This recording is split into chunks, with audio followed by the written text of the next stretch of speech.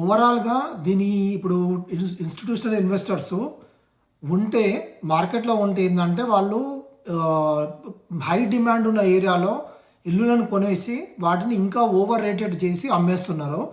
అది ఒక problem. But వీళ్ళు ఒకవేళ లేకపోతే ఏంటంటే ఇల్లుల ప్రైసు అంత ఓవర్గా రేజ్ అవ్వదు. అంటే మీరు కొన్నా కూడా అంటే కొనడానికి చీప్లో దొరుకుతుంది, కానీ ప్రాఫిట్ తీసుకొని అమ్మాలంటే మాత్రం మీకు ఓవర్ ప్రైస్ రాదు. It will become like a slow growth thing.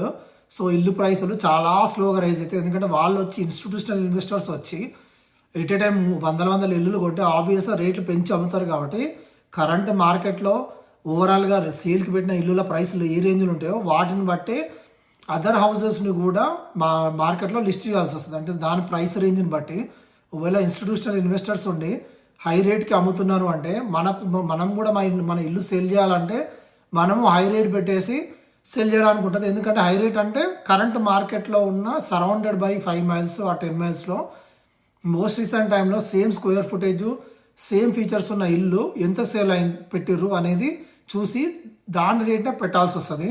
ఒకవేళ ఇన్స్టిట్యూషనల్ బయర్స్ ఇన్వెస్టర్స్ లేకపోతే వాళ్ళు ఎవరు కొనకపోతే ఓన్లీ నార్మల్ పీపులే కొన్నప్పుడు ఆ రేట్లు అనేవి హెవీగా పెరగవు. అంటే బయింగ్ ఆపర్చునిటీ బాగానే ఉంటుంది, అంటే అందరూ కొంటారు. కానీ సెల్లింగ్ దగ్గరకు వచ్చేసరికి రిటర్న్ ఆన్ ఇన్వెస్ట్మెంట్ మాత్రం చాలా స్లో అండ్ చాలా లీస్ట్ ఉంటుంది.